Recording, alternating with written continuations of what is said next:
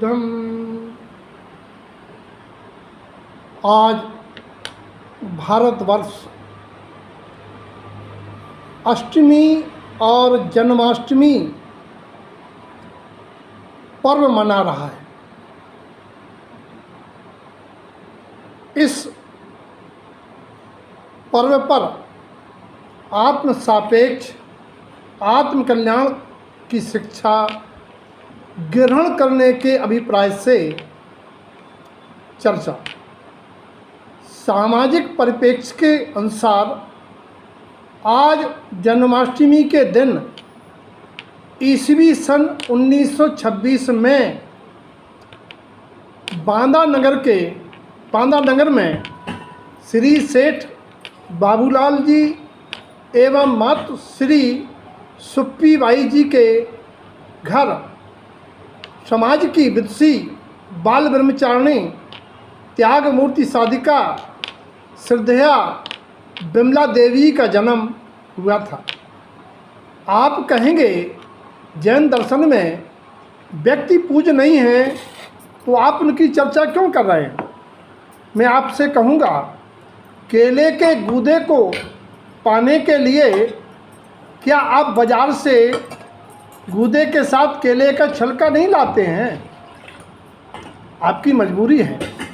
ऐसे ही मेरी मजबूरी है कि व्यक्ति के व्यक्तित्व और उनके गुणों को ग्रहण करने के लिए उनका नाम लेना आवश्यक होता है।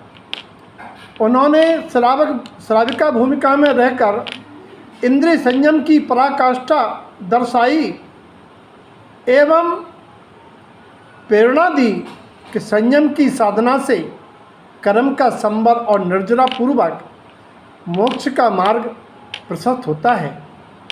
उनकी रचना में उन्होंने स्वयं लिखा है, हे कर्म तू उदय में आ जा, मैं होश हवास पूर्वक उन्हें निर्जित कर सकूं।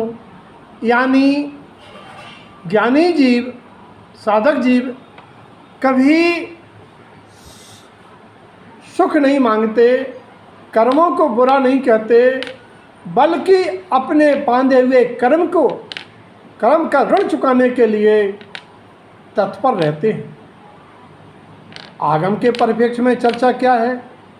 आगम के परिप्रेक्ष्य में यह है कि इस आर्यखंड के वर्तमान अवसर्पी काल के 9वें नारायण श्री कृष्ण का जन्म आज के दिन होना बताया गया है।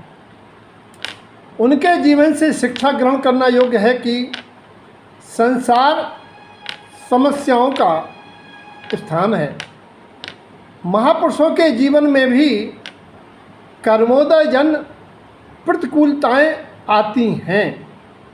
उनका जन्म जेल खाने में होना यही दर्शाता है, जहाँ कोई जन्म उत्सव मनाने वाला नहीं था, बल्कि पिता ने उनको उठा के सूप में नंद बाबा के घर गोकुल छोड़ दिया। वहाँ से कन्या लाए ताकि कृष्ण के प्राणों की रक्षा हो सके आतताई कैंसर से, मामा कैंसर से।